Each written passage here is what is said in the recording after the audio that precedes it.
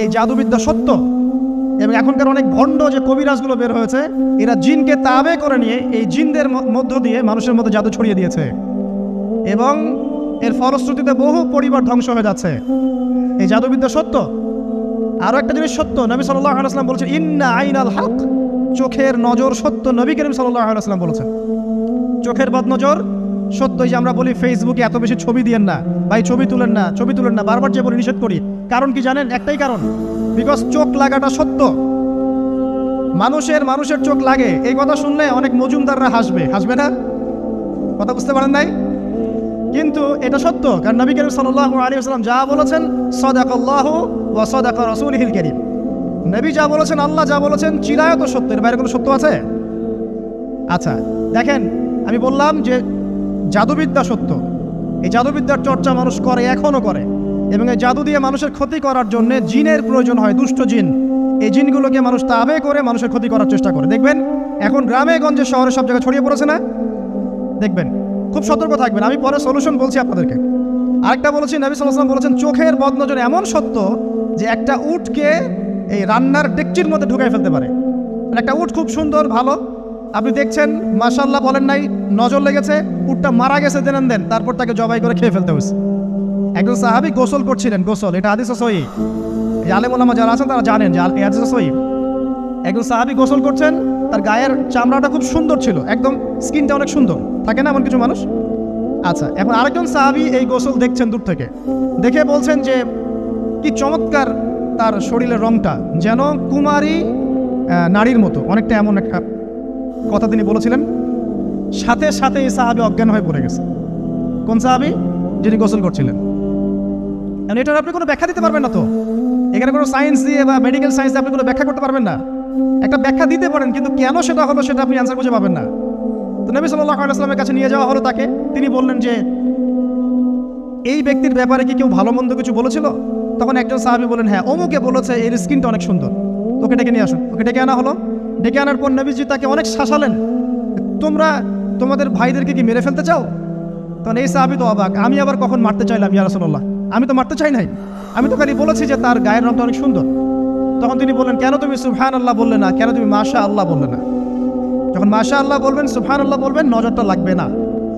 আর যখন আপনি মাশাআল্লাহ বলবেন না, সুবহানাল্লাহ বলবেন না, দেখবেন নজর লেগে গেছে। আপনি বিশ্বাস করেন ব্যবসা খুব ভালো চলছে, মানুষ বললো যে বাহ তোর তো ব্যবসা হেভি, লালে লাল শাহজালাল, ঠিক আছে, দেখবেন আপনার কেনা বেচা বন্ধ হয়ে গেছে। এরকম হবে, আমার কথাটা বিশ্বাস করেন। এটা কিন্তু সায়েন্স প্রমাণ করতে পারবেন না, আল্লাহ এবং তার রাসূল বলেছেন, তার উপরে কোনো সত্য নেই। আছে সূরা কাহফ 29 নম্বর আয়াত পড়ে দেখেন, আল্লাহ পাক বলছেন ওয়াকুলিল হাক্কু মির রাব্বিকুম, সত্য সেটাই যা তোমার রবের পক্ষ থেকে আসে।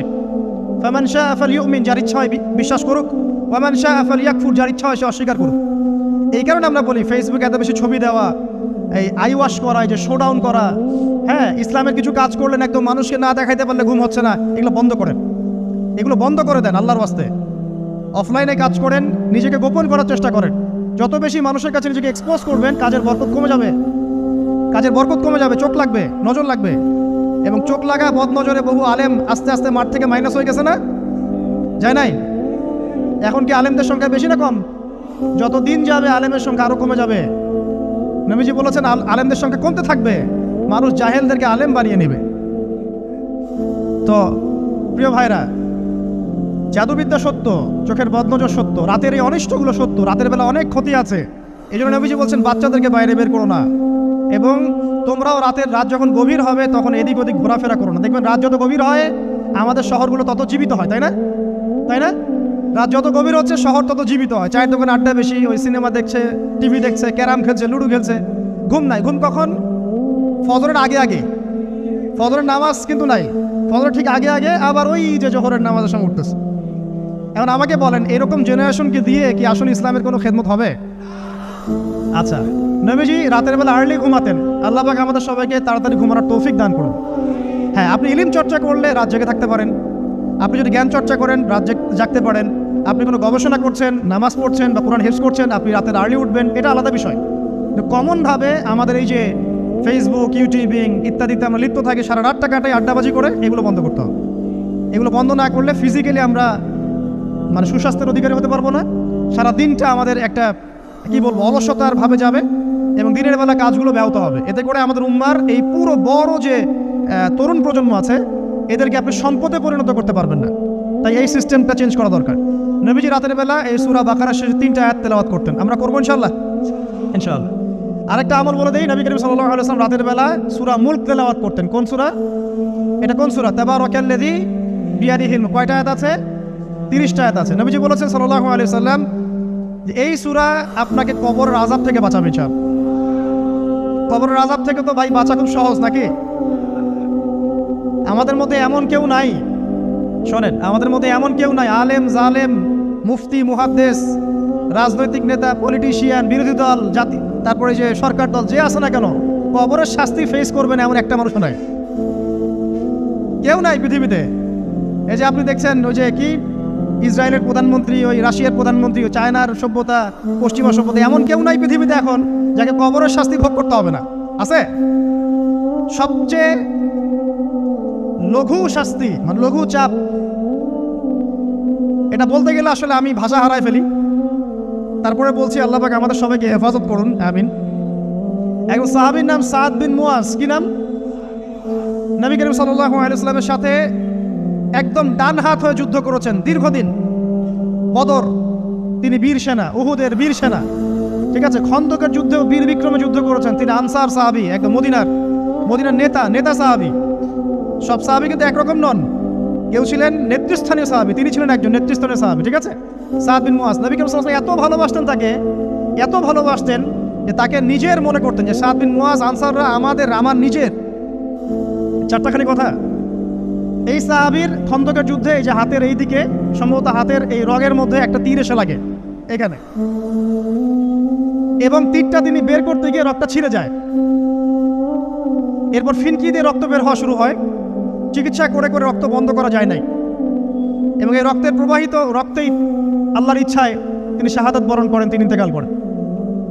নবী করিম সাল্লাল্লাহু আলাইহি ওয়াসাল্লাম প্রচণ্ড ব্যথিত হন, মানে মনটা তার খুব নরম হয়ে যায় সাদ বিন মুয়াজ রাদিয়াল্লাহু আনহুর জন্য। তো এই সাহাবীর যখন জানাজার নামাজ পড়ানো হচ্ছে, নবীজি বলছেন 70,000 ফেরেশতা তার নামাজে অংশ নিয়েছে। আর এই সাহাবীকে যখন কবরে শোয়ানো হয়েছে, নবী করিম সাল্লাল্লাহু আলাইহি ওয়াসাল্লাম পরে জানিয়েছেন কবরের যে মৃদু চাপ, সাদ বিন মুয়াজ রাদিয়াল্লাহু আনহুর কবরেও সেই মৃদু চাপ দেওয়া হয়েছে। আমি কি বুঝাতে পারলাম ভাই? আমাদের কোনো দাম আছে এখনকার পলিটিশিয়ানদের কোনো দাম আছে? এখনকার সমাজ নেতার কোনো দাম আছে? এখনকার সুদখোরদের কোনো দাম আছে? এই ঘুষখোর দুর্নীতিবাজদের কোনো দাম আছে? আমরা যারা কাঠমোল্লা হয়ে আছি আমাদের কোনো দাম আছে? সাদ বিন মুয়াজ রাদিয়াল্লাহু আনহু যদি কবরের শাস্তি তাকে না ছাড়ে, প্রশ্ন উত্তর পর্ব তাকে না ছাড়ে, আমরা পার পাবো? নবী করিম সাল্লাল্লাহু আলাইহি ওয়াসাল্লাম বলছেন সূরা মুলক তেলাওয়াত করো রাতের বেলা, ইনশাআল্লাহ সূরা মুলকের তেলাওয়াত কবরের আযাব থেকে তোমাকে বাঁচাবে। আর আমাদের তো ভাই কবরে সবাই সাথে যাবে না, গার্লফ্রেন্ড যাবে না, বাপ মা ভাই বোন সবাই যাবে না। একজন ব্যক্তি সুদ খাচ্ছে, জিজ্ঞাসা করে দেখেন কেন খায়, বলবে তার সন্তানের জন্য খায়, তার বউয়ের জন্য খায়, তার বাবাকে দেখতে হবে তাই খায়, তাই না? একজন ব্যক্তি ঘুষ খায়, বলবে আমার পরিবারের জন্য খাই। একজন দুর্নীতি করছে, পুকুর চুরি করছে, বলবে দুর্নীতি করছে আমার পরিবারের জন্য খাই, পরিবার ভালো থাকবে। সবার একই এক্সকিউজ যে পরিবার যেন ভালো থাকে, আমার সন্তানরা যেন ভালো থাকে, আগামী প্রজন্মের জন্য কিছু রেখে যেতে পারি, তাই না? এরকম একটা মানুষও কি আপনার সাথে কবরে যাবে? আর এই বোকা মানুষ কেন বোঝে না যে আপনার কবরে আপনাকেই যেতে হবে? তাহলে আপনি কি কারণে অন্যের কারণে নিজের পরকাল নষ্ট করছেন? অন্যের সুখের জন্য আপনি আপনার পরকাল নষ্ট করছেন।